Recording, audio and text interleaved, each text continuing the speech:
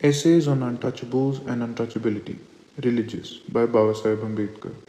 Chapter 1, Away from the Hindus. 1.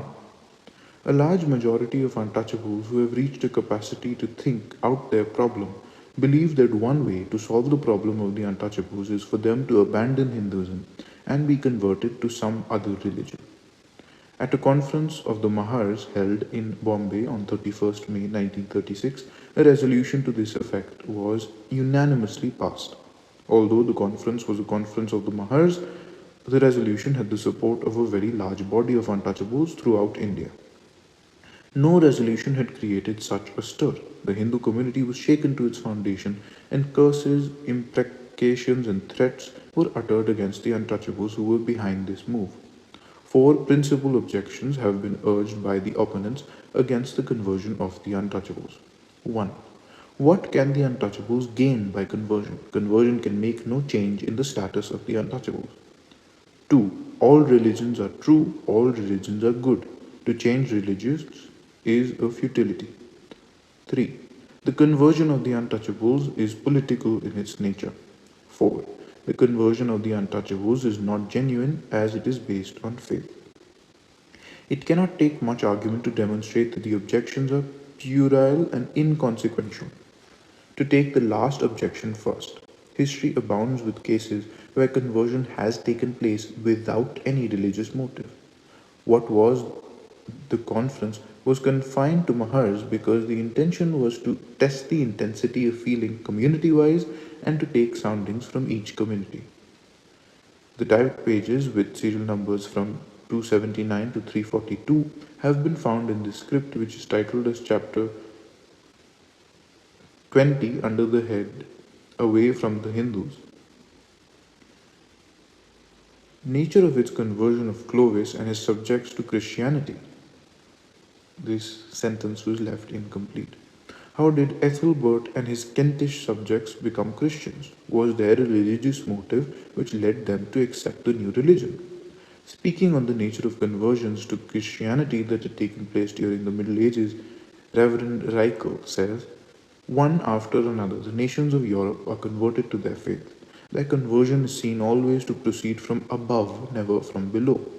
Clovis yields to the bishop Remigius, and forthwith he is followed by the baptism of 3,000 Franks. Ethelbert yields to the mission of Augustine, and forthwith all Kents follow his example. When his son Eadbald apostatizes, the men of Kent apostatize with him. Essex is finally won by the conversion of King Sigebert, who, under the influence of another king, Oswy, allows himself to be baptized. Northumberland is temporarily gained by the conversion of its king Edwin, but falls away as soon as Edwin is dead. It anew accepts the faith when another king, Oswald, promotes its diffusion. In the conversion of Germany, a bishop, Boniface, plays a prominent part in close connection with the princes of the country, Charles Martel and Pepin, the latter in return for his patronage receiving at Soissons the church's sanction to the violent act of usurpation. Denmark is gained by the conversion of its kings Harold Krag, Harold Blastan, and Canute, Sweden by that of the two Olofs, and Russians by the conversion of its sovereign Vladimir. Everywhere Christianity addresses itself first to kings and princes, everywhere the bishops and abbots appear as its only representatives. Nor was this all, for where a king had once been gained, no obstacle by the medieval missionaries to the immediate indiscriminate baptism of his subjects. 3,000 warriors of Clovis followed the example of their king, were at once admitted to the sacred site. The subjects of Ethelbert were baptized in numbers after the conversion of their prince, without preparation and with hardly any instruction. The Germans only were less hasty in following the example of others. In Russia, so great was the number of those who crowded to be baptized after the baptism of Vladimir that the sacrament had to be administered to hundreds at a time. History records cases where conversion has taken place as a result of compulsion or deceit. Today, religion has become a piece of ancestral property. It passes from father to son, so does inheritance. What genuineness is there in such cases of conversion? The conversion of the Untouchables, if it did take place, would take after full deliberation of the value of religion and the virtue of the different religions. How can such a conversion be said to be not a genuine conversation? On the other hand, it would be the first case in history of genuine conversion. It is therefore difficult to understand why the genuineness of the conversion of the untouchable should be doubted by anybody. The third objection is an ill considered objection. What political gain will accrue to the untouchables from their conversion has been defined by nobody. If there is political gain, nobody has proved that it is a direct incumbent to conversion. The opponents of conversion do not even seem to know that a distinction has to be made between a gain being a direct inducement to conversion and its being only an incidental advantage. This distinction cannot be said to be a distinction without a difference. Conversion may result in a political gain to the untouchables. It is only where a gain is a direct inducement that conversion could be condemned as immoral or criminal. Unless, therefore, the opponents of conversion prove that the conversion desired by the untouchables is for political gain and for nothing else, their accusation is baseless. If political gain is only an incidental gain, then there is nothing criminal in conversion. The fact, however, is that conversion can bring no new political gain to the untouchables. Under the constitutional law of India, every religious community has got the right to separate political safeguards. The untouchables in their present condition enjoy political rights similar to those which are enjoyed by the Muslims and the Christians. If they change their faith, change is not to be brought into existing political rights which did not exist before. If they do not change, they will retain the political rights which they possess now. Political gain has no connection with conversion. The charge is a wild charge made without understanding. The second objection rests on the premise that all religions teach the same thing. It is from the premise that a conclusion is drawn that since all religions teach the same thing, there is no reason to prefer one over another. It may be conceded that all religions agree in holding that the meaning of life is to be found in the pursuit of good. Up to this point, the validity of the premise may be conceded. But when the premise goes beyond and asserts that because of this there is no reason to prefer one religion over another, it becomes a false premise. Religions may be alike in that they all teach that the meaning of life is to be found in the pursuit of good, but religions are not alike in their answers to the question, what is good? In this, they certainly differ. One religion holds that brotherhood is good, another, caste and untouchability is good.